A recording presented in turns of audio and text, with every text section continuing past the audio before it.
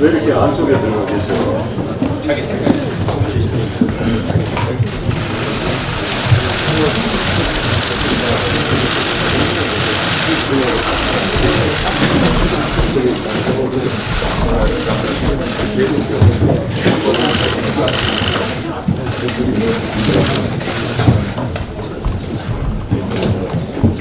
김재경 위원님.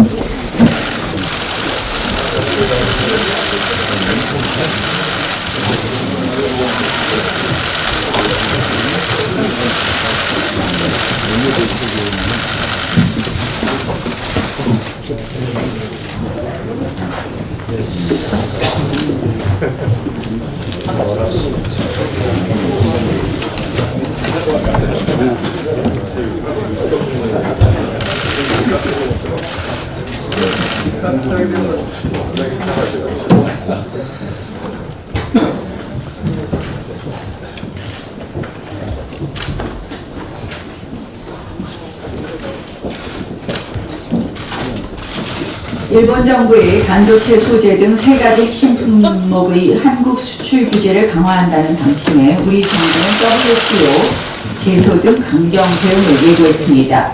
한일 간 역사 갈등, 외교 갈등이 이제 경제 경쟁까지 확대된다는 우려감에 우리 경제 산업 등은 심각한 위기의식을 느끼고 있습니다. 7개월째 수출이 감소하고 있습니다. 일본의 경제보복과도 관련이 있는 반도체의 경우에는 무려 25.5%나 수출이 줄었습니다.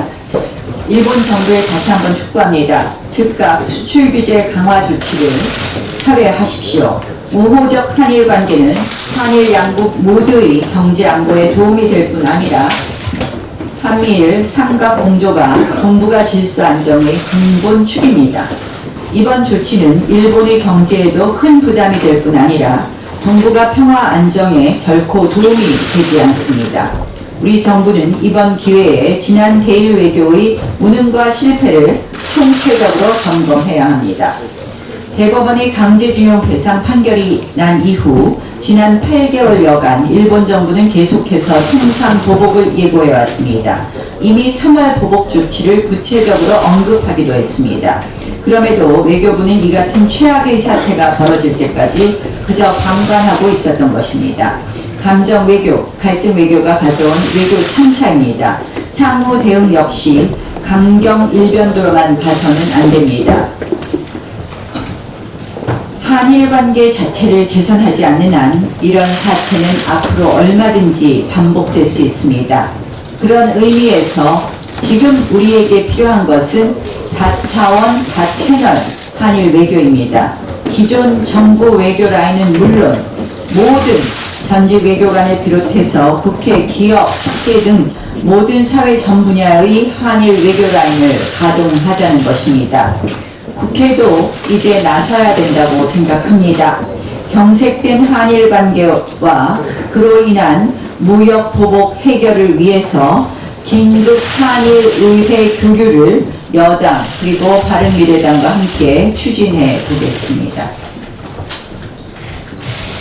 어제 우리 자유한국당은 바른미래당과 함께 북한 동력선 삼척항 입학 사건에 대해 국정조사를 공동으로 요구하였습니다.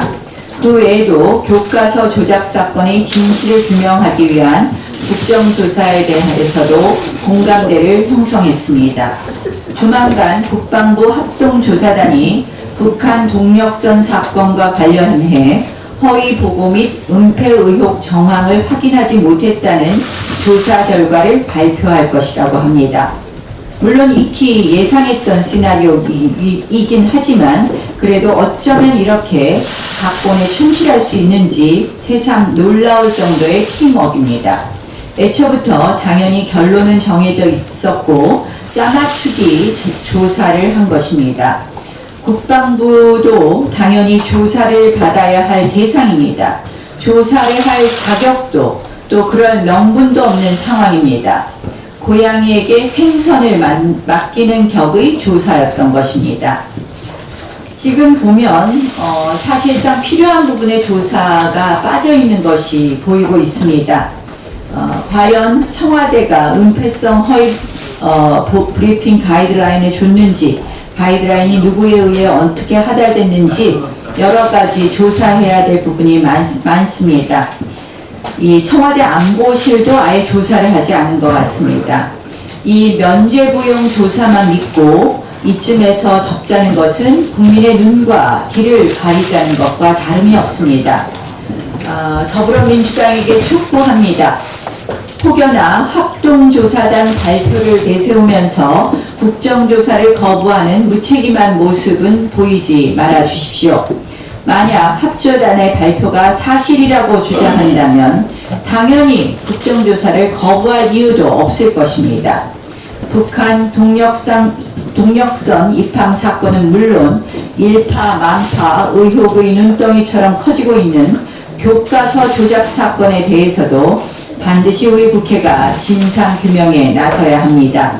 이번 6월 국회가 두 현안에 대한 국정조사를 통해 국회다운 국회의 모습을 국민에게 보여드려야 합니다. 오는 3일부터 예정된 전국 학교 비정규직 총파업 위기로 전국의 학부모들의 걱정이 깊어가고 있습니다. 총파업 강행 시 파업 참여 인원은 5만여 명으로 추산되며 2,000곳 넘는 초중고의 급식이 멈출 것으로 보입니다.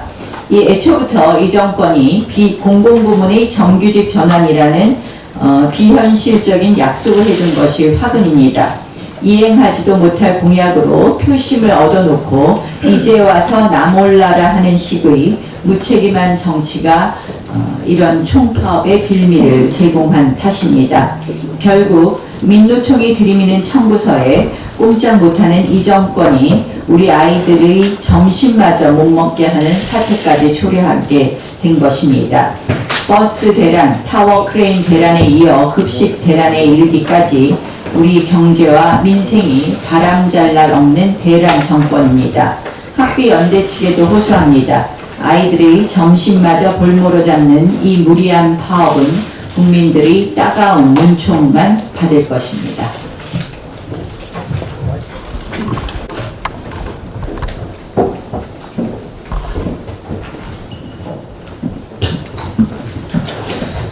네, 원내대표께서도 언급하셨습니다만 북한 동력선 삼척항 입항과 관련해서 어제 알려진 그 국방부 합조단의 조사 결과를 보면서 우리 국민들께서는 국정조사가 반드시 필요하구나라는 생각들을 하셨을 거라고 생각됩니다.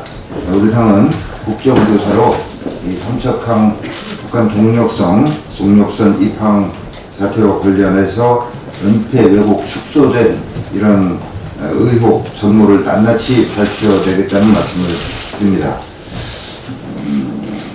지난 6월 수출이 전년 동기 대비 13.5% 급감했다는 관세청 발표가 있었습니다.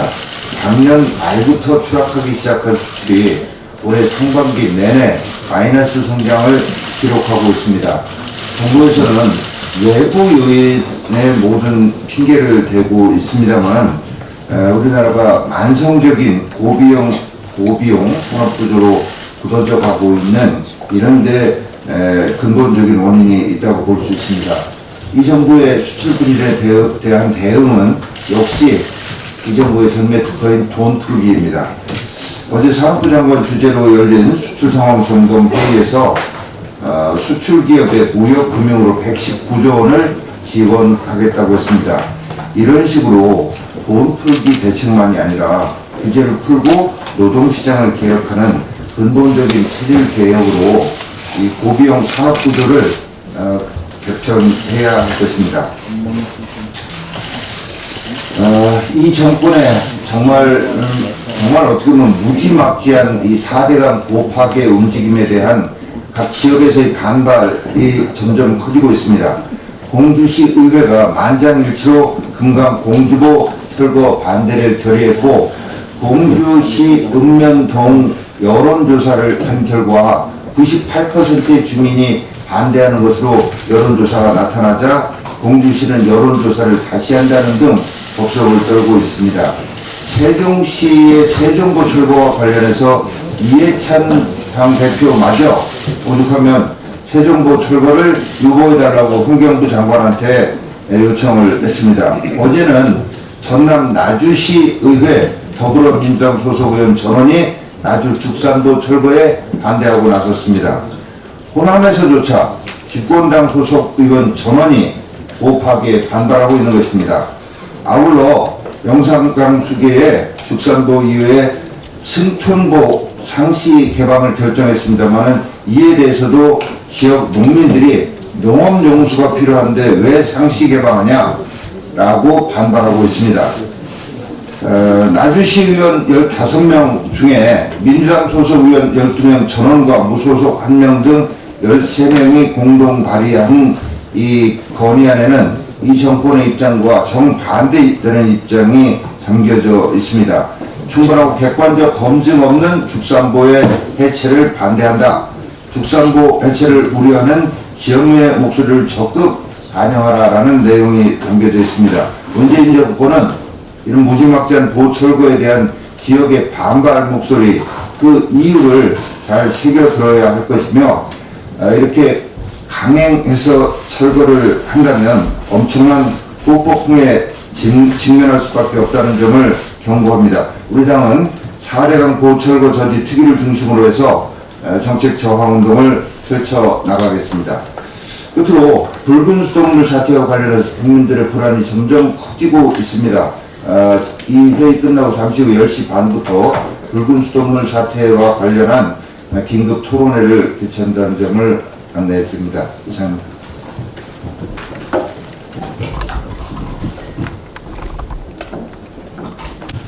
네, 6월 국회 의사일정과 관련해서 내일부터 3일간 교섭단체 대표연설이 실시될 예정입니다. 그리고 다음 주 9, 10, 10일 3일간에 걸쳐서 화수목입니다. 걸쳐서 대정부 질문, 세 개 분야에 대한 대정부 질문을 하기로 여야 간에 합의가 되었습니다. 이렇게 해서 7월 19일까지 본회의 일정만 법안 처리와 예산안 처리를 위한 본회의 일정만 조정 중에 있고 6월 국회의 대략적인 의사일정이 확정되었습니다. 네, 그리고 경제 원탁회의도 지금 추진 중에 있습니다. 아울러 윤석열 검찰총장 후보자에 대한 인사청문회가 이제 3일 앞으로 다가왔습니다. 민주당은 법사위원회 위원 구성과 관련해서 현재 8대 6대 2대 1로 되어 있는 또 국회법과 또 국회 의석수에 맞지 않는 법사위원 우리 보임에 대해서 민주당과 국회의장은 국회법 어디에도 없는 이유를 들어서 우리 당 의원의 보임을 반대하고 있습니다. 그리고 민주당은 이렇게 이야기했습니다. 국회가 완전 정상화되면 그건 풀어질 것이라고 했습니다. 의사일정도 거의 나왔습니다. 이제 민주당은 우리 당의 법사위원 보임을 또 국회의장은 보임에 대한 결재를 통해서 18명 의석 총수에 8대 7대 2대 1의 그런 국회법과 의원 정수에 따른 법사위원 구성이 완료될 수 있도록 조속히 해주시길 바랍니다. 만약에 민주당이 이런저런 이유로 우리 당 의원의 결혼에 대한 보임을 반대한다고 한다면 그것은 윤석열 검찰총장의 청문회를 방해하는 그런 통수에 불과하다는 것을 다시 한번 말씀드립니다. 일본 정부의 무역 보복에 대해서도 말씀이 계셨습니다만 일본 정부의 무역 보복은 강제징용 판결과 관련된 일본의 보복 조치로 보입니다. 이와 관련해서 일본 정부는 금년 1월쯤에 이미 신일철 죽음 후 한국 자산 압류 신청과 법원 허가가 이루어졌을 때 일본 아베 정부는 대응 조치를 검토할 것을 지시했고 또 외교적 협의를 요청해 왔습니다. 일본 자민당에서는 1월쯤에 이미 반도체 방위 산업 물자 수출 규제와 전략 물자 수출 금지를 주장하는 목소리가 나왔습니다. 1월에 예고됐습니다. 이제 6개월이 지난 어제 일본 정부가 무역 보복을 발표했습니다. 우리 정부는 어떻게 했습니까? 강경화 장관은 6월 외통위에 나와서 일본의 보복성 조치가 나온다면 우리 정부도 거기에 대해서 가만히 있을 수 없다고만 했습니다. 예고된 외교 참사에 대해서 우리 정부는 보복하겠다, 가만히 있지 않겠다고 소리만 쳤습니다. 그리고 일본 정부의 이런 조치가 이루어졌습니다. 손 놓고 있었던 우리 외교, 이 책임자에 대한 반드시 인사 책임을 우리는 물어야 된다고 생각합니다. 그리고 또 우리 정부의 대책은 무엇인지 국회에 와서 큰 소리를 쳤는데 어떻게 하겠다는 것인지 대통령은 밝혀야 될 것입니다. 거듭더 예고된 외교 참사, 경제 참사에 대해서 손 놓고 있었던 외교 라인에 대해서 문책을 할 것을 대통령께 요구합니다.